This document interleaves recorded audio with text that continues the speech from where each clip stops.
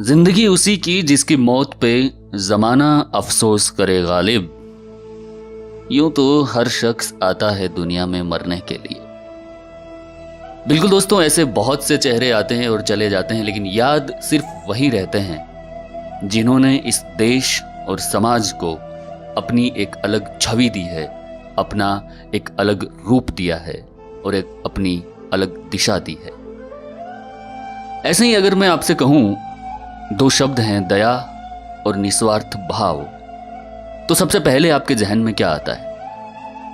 कहते हैं कि अपने लिए तो सब जीते हैं, लेकिन जो अपने स्वार्थ को पीछे छोड़कर दूसरों के लिए काम करता है, दूसरों के लिए जीता है, वही महान होता है।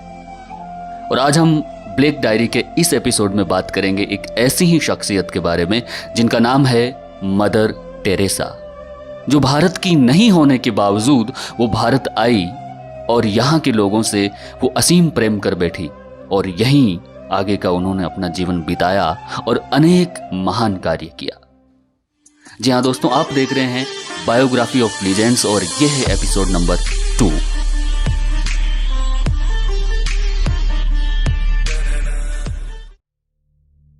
मदर टेरेसा, जिनका जन्म 26 अगस्त 1910 को स्कोप्जे में हुआ, जो कि अब मसेडोनिया में है। उनके पिता निकोला एक साधारण व्यवसायी थे और जब वो मात्र 8 साल की थी तभी उनके पिता परलोक सिधार गए, जिसके बाद उनके लालन पालन की सारी जिम्मेदारी उनकी माता द्राना पर आ गई। वो 5 भाइयों में सबसे छोटी थी।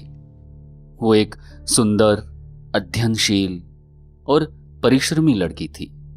पढ़ाई के साथ साथ गाना गाना उन्हें बेहद पसंद था और ऐसा माना जाता है कि जब वो मात्र 12 साल की थी तभी उन्हें ये अनुभव हो गया था कि वो अपना सारा जीवन मानव सेवा में लगाएंगी।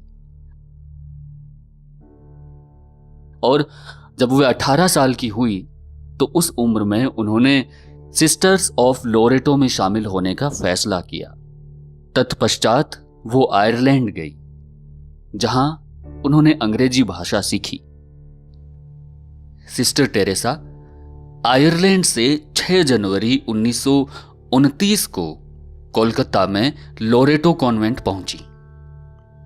वो एक अनुशासित शिक्षिका थी और विद्यार्थी उन्हें बेहद स्नेह करते थे।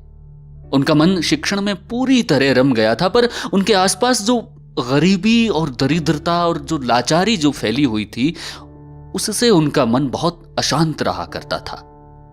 1943 के अकाल में शहर में बड़ी संख्या में मौतें हुई और लोग गरीबी से बेहाल हो गए। 1946 के हिंदू मुस्लिम दंगों से तो कोलकाता शहर की स्थिति और भयावह हो गई।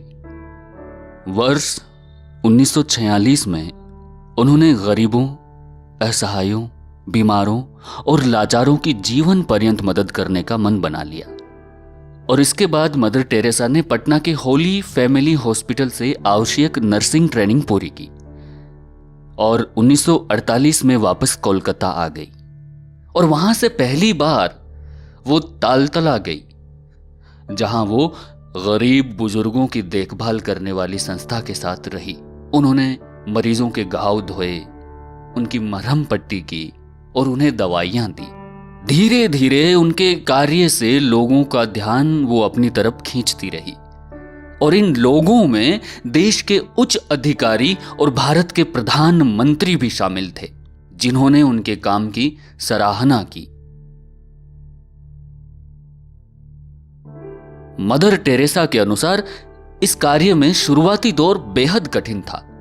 वो लोरेटो छोड़ चुकी थी, इसलिए उनके पास कोई आमदनी नहीं थी।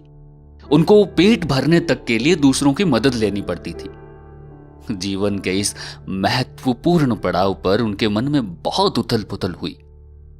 अकेलेपन का एहसास हुआ और लोरेटो की सुख सुविधाओं में वापस लौट जाने का ख्याल भी आया, लेकिन उन्होंने हार नहीं मानी। 7 अक्टूबर 1950 को उन्हें वेटिकन से मशीनरीज ऑफ चैरिटी की स्थापना की अनुमति मिली। इस संस्था का उद्देश्य भूखों, निर्वस्त्र, बेघर, लंगड़े लूले, अंधों और चर्म रोग से ग्रसित ऐसे लोगों की सहायता करना था जिनके लिए समाज में कोई जगह नहीं थी। मदर टेरेसा ने निर्मल हृदय और निर्मला शिशु भवन के नाम से आश्रम खोले।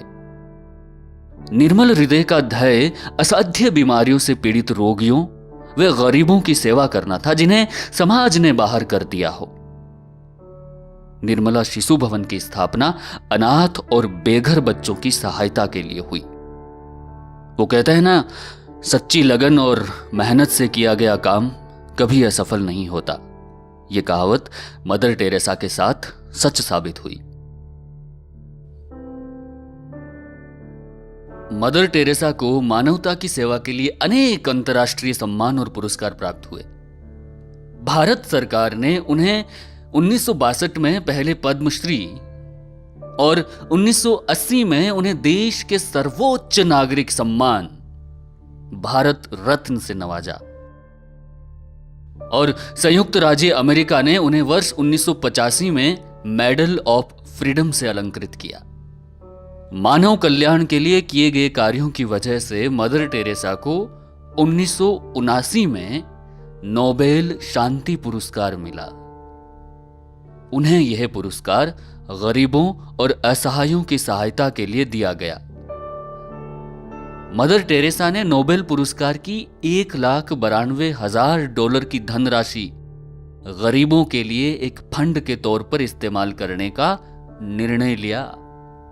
मदर टेरेसा को कई सालों से दिल व किडनी की परेशानी थी। 1997 में जब उनकी हालत बिगड़ती चली गई, उन्होंने मार्च 1997 को मशीनरीज ऑफ चैरिटी के मुखिया का पद छोड़ दिया और 5 सितंबर 1997 को कोलकाता में उनका देहांत हो गया। जिनका कहना था कि यदि हमारे बीच शांति की कमी है तो वह केवल इसलिए क्योंकि हम भूल गए हैं कि हम एक दूसरे से संबंधित हैं। अगर उनकी यह शिक्षा समाज अपनाता रहे तो निश्चित रूप से उनसे एक नई दिशा मिलेगी और सामाजिक सौहार्द हमेशा बना रहेगा। ऐसी महान शख्सियत को ब्लैक डायरी करता है नमन। इसी तरह की बायोग्राफीज को हम और किस बेहतर तरीके से आप तक पहुंचा सकते हैं, ये आप हमें जरूर बताएं। कमेंट बॉक्स में अपने व्यूज हमारे साथ शेयर करें और जाते जाते ब्लैक डायरी का आप कोई भी वीडियो मिस ना करें, इसके लिए आप हमें सब्सक्राइब कीजिए और जो घंटे का बटन आपको नजर आ रहा है उसे भी आप दबा दीजिए। शुक्रिया।